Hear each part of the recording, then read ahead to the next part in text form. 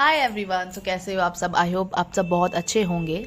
जैसा कि हम क्लास 9 का चैप्टर 1 कर रहे थे और हमने उसकी 1.1 एंड 1.2 कर ली थी।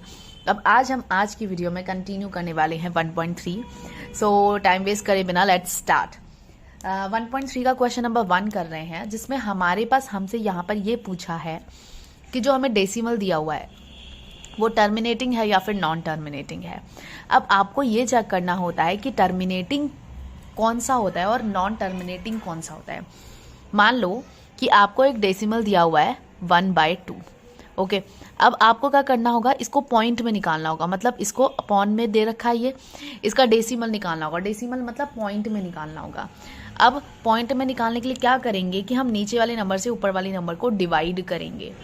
अब कुछ क्या होते हैं, कुछ डिवाइड करने पर ऐसा क्या होता है कि वो डिवाइड खत्म ही नहीं होता है, वो बढ़ता चला जाता है, बढ़ता चला जाता है, बढ़ता चला जाता है, तो उसको हम नॉन टर्मिनेटिंग कहते हैं। और जो डिवाइड वहीं पे स्टॉप हो जाता है, खत्म हो जाता है, उसको हम टर्मिनेटिंग कहते हैं। सो अब हम क्वेश्चंस के थ्रू समझते हैं। जैसे कि हम क्वेश्चन नंबर 1 की ही बात करते हैं। क्वेश्चन नंबर 1 है 36/100। देखिए आपको क्या करना है, 100 से 36 को डिवाइड करना है। ओके, आपको इसका पॉइंट निकालना है। अब पॉइंट में निकालने के लिए हमें यहाँ पर यही करना होता है कि नीचे वाले नंबर से आपको ऊपर वाले नंबर को डिवाइड करना होता है। तो आप नीचे वाले नंबर से ऊपर वाले नंबर को डिवाइड ही करने वाले हैं। तो आप 100 है, 100 से 36 को डिवाइड करेंगे। अब देखिए 100 से 36 को डिवाइड करने के लिए क्या करना होता है। 100 से 36 तो डिवाइड नहीं जाएगा, पॉइंट लगाएंगे, 0 बढ़ाएंगे। 100 3 जा 300 जा रहा है, अब तो 300 ले लिया। फिर 60, फिर भाई यहाँ पर 0 बढ़ाया।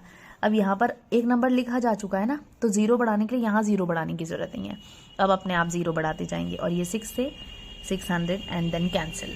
तो यहाँ पर हमें क्या पता चला कि हमारे पास हमें यहाँ पर नहीं ज़रूरत है, ठीक है, कि और भी नंबर बढ़ाए जाएं, क्योंकि यहाँ पर ये ख़त्म हो चुका है। इसका मतलब इसका जो डेसिमल है, इसका जो पॉइंट में वैल्यू आया है वो 0.36 आया है, ठीक है। और 0.36 आने का मतलब क्या है कि हमारे पास यहाँ पर ये हो गया है। This is the answer. Okay, so I hope you got it. तो यही करना है आपको, मतलब ये खत्म हो गया है यहाँ पर ही। तो इसका मतलब क्या है, यहाँ पर ये टर्मिनेटिंग है, जिसको हम हिंदी में बोलते हैं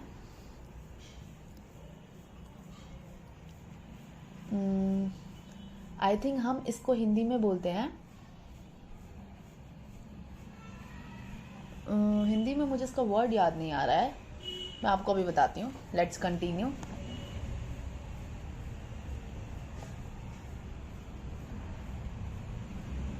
शांत। ओके, इसको हिंदी में हम शांत बोलते हैं। इसका मतलब ये शांत है। और जो नॉन टर्मिनेटिंग होता है उसे हम अशांत बोलते हैं। तो इसका मतलब हमारे पास जो फर्स्ट क्वेश्चन हुआ उसका आंसर टर्मिनेटिंग आ गया। आई होप कि आपको समझ में आया होगा। Now we'll continue question number 2। देखिए क्वेश्चन नंबर 2 क्या कहता है। क्वेश्चन नंबर 2 के बारे में बात करें तो वो होता है 1/11 है, ठीक है। तो 1/11 है, तो अब आपको 11 से 1 को डिवाइड करना है। और जब आप 11 से 1 को डिवाइड करेंगे तो आप पॉइंट लगाएंगे, 0 बनाएंगे।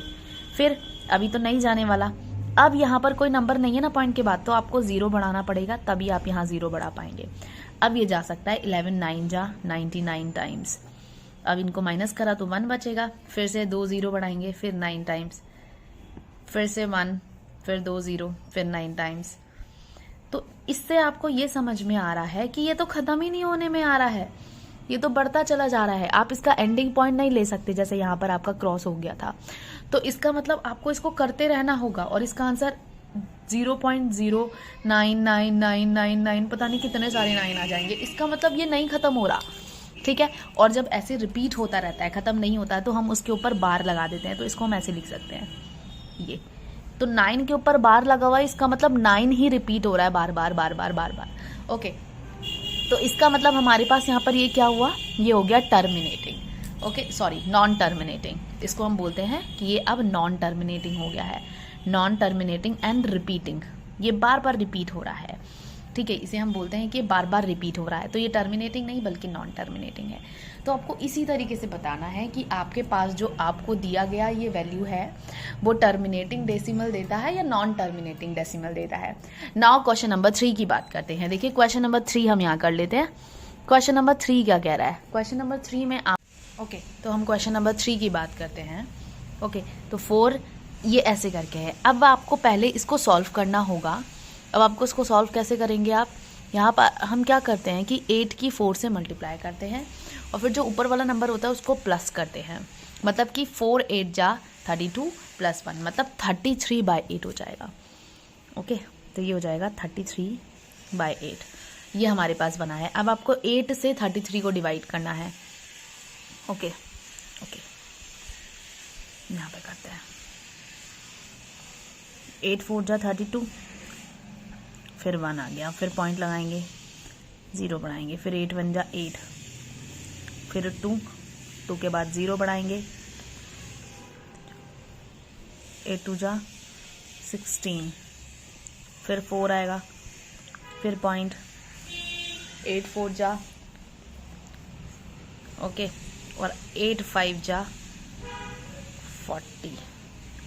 ओके, तो इसका मतलब क्या कि ये भी हमारे पास इतने बार करने के बाद कैंसिल हो गया, मतलब ख़त्म हो गया है। इसके बारे में भी हम यहाँ पर ये कहें तो ये भी बार बार रिपीट नहीं हो रहा है, ये भी जैसा बना है वैसा ही बन गया है।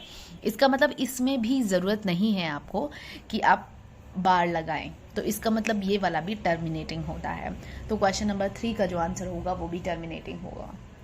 आई होप कि आपको ये क्वेश्चन समझ में आए हो। अब इसके 3 हमने कर लिए हैं और इसके आगे के जो बचे हुए 3 हैं वो आपको कर लेने हैं खुद से। अगर आपको उन तीनों में कोई डाउट होगा then you can ask to me. Okay, तो आप मुझे कमेंट में बताइए तो मैं आपको ज़रूर सॉल्व करके बताऊँगी। अब हम क्वेश्चन नंबर 2 की बात करते हैं। देखिए क्वेश्चन नंबर 2 में क्या दिया हुआ है। क्वेश्चन नंबर 2 जो है वो कुछ इस तरह से बताया जा रहा है। करते हैं, देखिए ये है क्वेश्चन नंबर 2 के बारे में। देखिए क्वेश्चन नंबर 2 क्या कहता है। क्वेश्चन नंबर 2 में हम बात करें तो हमें 1/7 जो है उसका दिया हुआ है कि वो होता है 0.1428857 और इसका बार लगा हुआ है। अब देखिए इन सब के ऊपर बार लगा हुआ है, इसका मतलब वापस से ये रिपीट होगा। मतलब कि पता है क्या नंबर बनेगा, 2857, फिर दोबारा 1428857, फिर दोबारा 1428857।